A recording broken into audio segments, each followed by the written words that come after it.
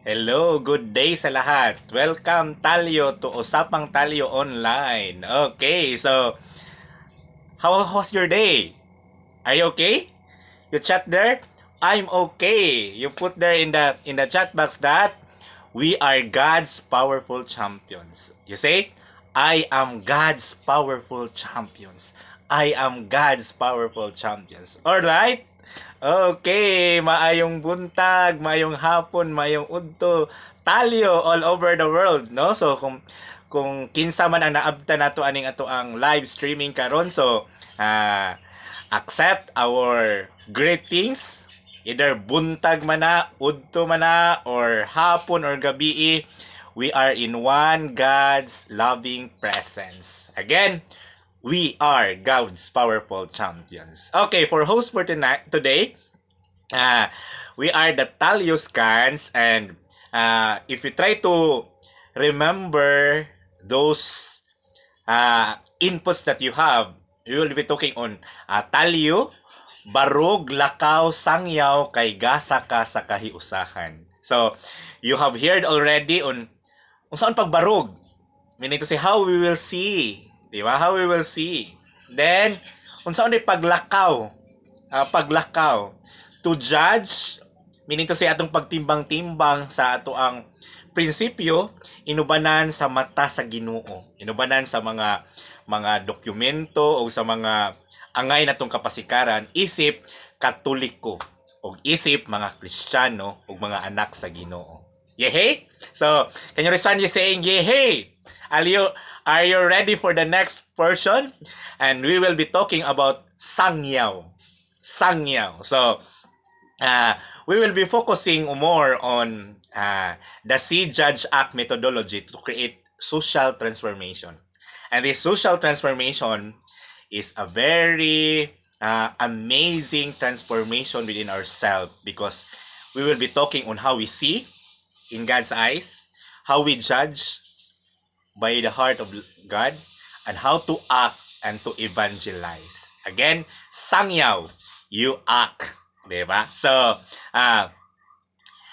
accordingly, See Judge Act methodology of the Student Catholic Action, whether you are a SCAN or not, in SCA, since we are the Student Catholic Action members in the Philippines and the Diocese of Talibon, it is the methodology we use to be effective and efficient towards social transformation. You see the word social transformation. So meaning to say, it helps to focus of discovering the root of evil practices in society, encouraging reflection in faith, the review of life, which ensures change in oneself and in society. So it ensures well-planned, coordinated, and transforming actions. So again, keyword is review of life. So did we review our life? Kumusta man ang atong kinabuhi karon?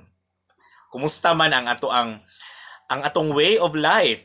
Are we doing it for God, or are we selfish? Di ba? So, let's always remember that we need to see, judge, act. But how to act? Di ba? How to act? So, acting is to improve the actual observed standards until they conform the standards of Jesus Christ. Again, it is how to improve the actual standards. So, ano sa matong gibuhat karon?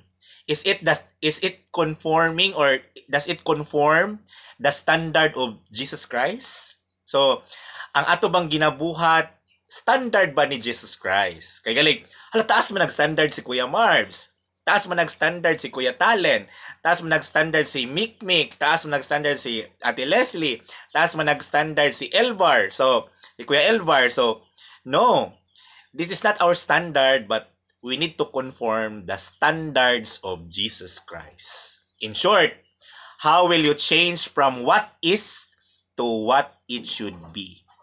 Ba? We need to change, dili lang kay mao ni ang karapat dapat, kundi mao ang angayan nga kabag-uhan. Yehey? Your chat there? Yehey! Yehey! I am God's powerful champion. Meaning to say, we need to conform the standards of Jesus Christ, because it's to improve the actual observed standard. So, another one is in doing our action, we need to be guided with the word smart. You see the word smart. Dili lang kay globe, abot mo ang mundo. Ang globe kay abot mo ang mundo. But you need to be smart. So what is smart means it's must be specific in nature. Dapat it must be specified kung ano ba yung ginagawa mo. Specific. Then measurable. So meaning is it really good or not? So is it good? Is it better? Or is it best? So dapat measurable yung mga act natin, di ba? Then attainable. So meaning to say we achieve it, meaning to say there's a certain limit or parameters na naaatin talaga natin yung gusto natin, di ba? Kung unsa atong ganahan, maabot ba ni? Or is it achievable or not? Then R means realistic. So dili ta puro ta imaginative lang. It must be realistic. So meaning it means it will conform the real scenario. So meaning what is true, 'di ba? So realistic. We need to be real. The question is, are you real? Am I real?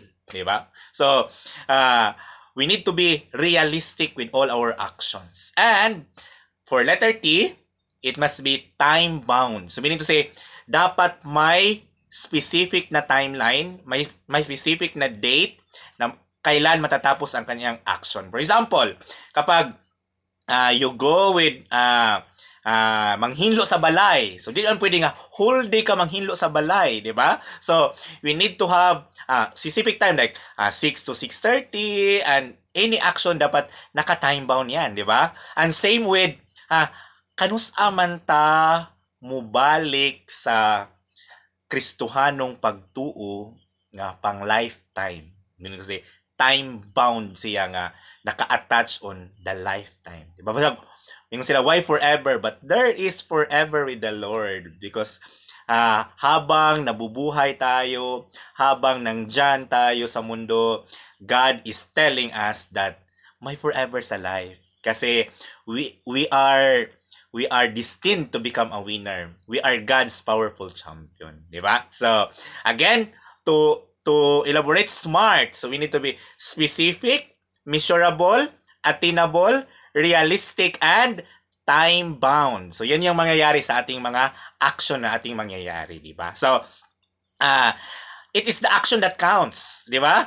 Kahit ano pa ang sasabihin natin, kahit ano pa ang unsa pa itong isulti, action speaks louder than words. So hence, even though it touches only one aspect in the environment, it is important for the environment to change little by little and not necessarily at all once. So meaning, it is the action that counts. We need to walk our talk, di ba? So, kahit anong sabihin mo, it's the action that will really matters. Di ba?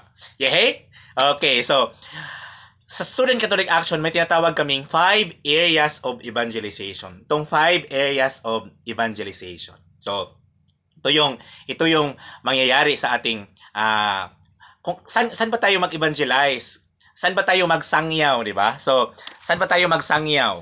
So, una, first, here, political. So, during this pandemic, are we following the government rules, especially in the health protocols, di ba? So, are we wearing a mask or the face shield? So, di ba?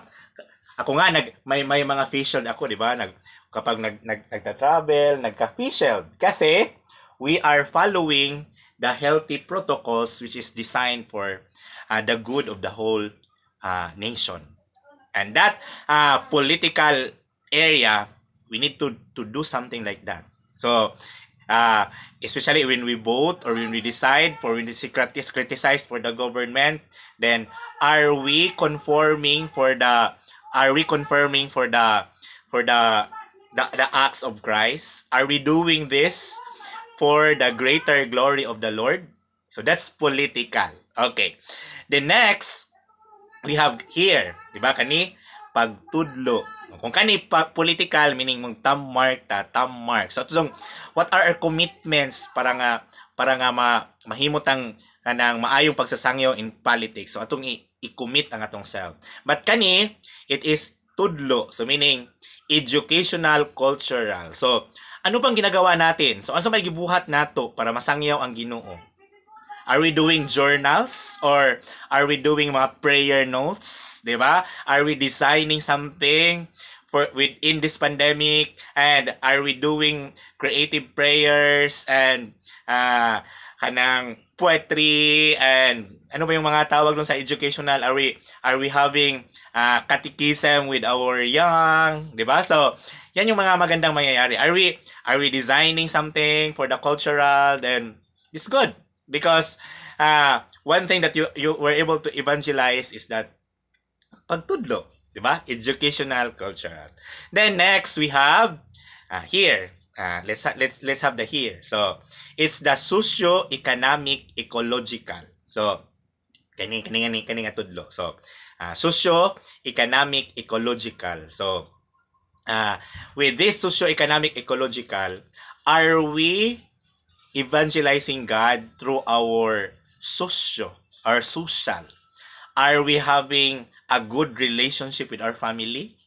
Are we having a good composure or a good attitude with our neighbors, mga silingan? So, yan na. Then, are we doing something for our economy? May ginagawa ka ba na napapagkakitaan? Hindi lang puro lang mukmok sa bahay? So, are we doing it for the Lord? Because that is for the Lord, di ba? Economics. So, meaning to say, hindi naman tayo, hindi naman ang pagiging mayaman ay hindi naman unholy, di ba? So, the more that we are blessed, the more that we will become a blessing. And that's economy. Then, ecological, are we doing something for the environment? So marami tayong makikita ngayon na nagpa-plant ng trees, nagpa-plant ng mga tanim, ng mga halaman, and they are doing this during the pandemic, and that is the good, because one thing is for sure, God loves the nature, and that nature really loves us, because if we destroy the nature, then it will hate us back.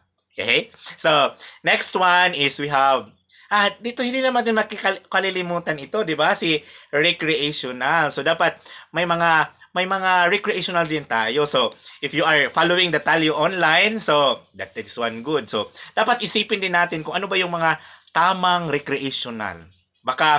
Baka na-addict na tayo sa mga pornography or sa mga bullying na ganyan. Hindi na siya recreational actually. But then, if you are doing it, if we have a good conversation, naggala kayo sa mga usual na mga nagbabalibol, nagbabasketball, pero naka-social distancing pa rin, then that would be good because you are doing it for recreational. Or you are doing creative prayer, you are doing something that plays your imagination and at work. So imagine you are offering your God's time, you are offering your joy to the Lord. And ito, hindi natin makikalimutan ito, di ba? It's religious spiritual. The question is, did we really pray in the morning? Did we really pray? So I have here a community with me. We have daily gospel sharing. So, parang wala mang pandemic, sa mayroon mang pandemic na ito, wala naman tayong live na gospel sharing, but we do it online, di ba? So, religious spiritual. So, we need to be reminded na hindi naman puro sisimba na tayo ng araw-araw, tayo na religious. But one thing is for sure, ano ba yung nasa heart natin? Bakit ba natin ginagawa ito? So, if is in the heart is yourself, then stop it. But if in your heart is the Lord, then you grow in love. Diba? Magsarap kayo ma-in love kay Lord, diba? So, SCAngYaw. So, the question there is, in doing the 5 areas of evangelization, the PAM here is doing apostolic works. Kasi wala namang nagdidikta sa atin, di ba? May mingon na to nga, kani buhata, kani ayaw ni buhata, but we do it as our apostolic works. Like the apostles, we need to do something. It is for the Lord and this is for the people. And always remember na hindi ka nag-iisa. Hindi naman, wa man nabuwag niya itong kamot, no? So naay gitawag na to og connection. And this connection is our Christian formation. Di ba? Are we formed or not? Then we need to conform So meaning dapat malalaman natin kung ano ba yung mga doctrines, ano ba yung mga kailangan nating malaman para magiging strong ang ating belief and ang ating formation as Christian. 'Di ba? So, again with this anchor, we are connected. So, with this apostolic works na ating ginagawa sa ating pag-act at sa pagsangyaw, we are connected with the body. And this body is the temple of the Lord. So, from the Christian formation that we have, then we have the apostolic works, then we can do the 5 areas of evangelizations. Are you ready? And are you excited to evangelize the Lord, to act? Political man yan, educational, cultural man yan, religious, spiritual man yan, socio-economic, ecological man yan, recreational man yan. I hope and pray that you are doing full of joy with the Lord. Diba? So, the question is, how can you evangelize Jesus? How can you evangelize Jesus? Diba? So, how to have SCAngYaw? So, remember the Holy Family. Paano sila nag-grow? And since we are in the community, in the family of the TalYo or Talibon youth, we need to introduce Jesus. Because Jesus is not loved because He is not known. So, it's our time. Since we love the Lord, it's time for us to SCAngYaw and it's time for us to act. Okay? So, that would be a very good meaningful for us to really reflect on it. So, for this time, allow me to thank the hosting of the Student Catholic Action in the Talibon Usapang TalYo Online will not be made possible without the efforts of the Secretariat of the Student Catholic Action of the Philippines in the Diocese of Talibon. So, unang-una, this is led by our servant leader in the Diocesan Catholic Action, ang council chairman natin na si Aikilo Miko Lagang, or tinatawag namin Kuya Mikmik. So, chat or let us send our greetings to Mikmik for spearheading this activity. And of course, hindi naman yan mangyayari kung wala siyang mga support system na si Dale, then nandyan yung ating mga deputy coordinators. So we have Kuya Stalin, Ate Leslie, Ate Rena, Ate Venus, and Ate Lian, di ba? So yun yung mga deputy coordinators natin. So meaning to say, if you want to share your 5 areas of evangelization on how you act, then just tell us so that we can feature you in our stories online. And we can evangelize na pwede pala. So I can. So, di ba? Pwede palang may mga pwede pala tayong gagawin, di ba? So, again, in behalf of the Student Catholic Action of the Philippines, your Kuya Mars would like to say thank you everyone. And sa hindi pa nakakilala sa akin, dito po yung picture ko. Napakagwapo, no? So, we need to have a positive outlook with ourselves because ourselves is the reflection of the Lord. Okay? So, we are designed to win. We need to act like Jesus. This is Kuya Marvin. We are God's powerful champions. TalYo SCAng's called to be holy. Thank you po at maraming salamat sa lahat.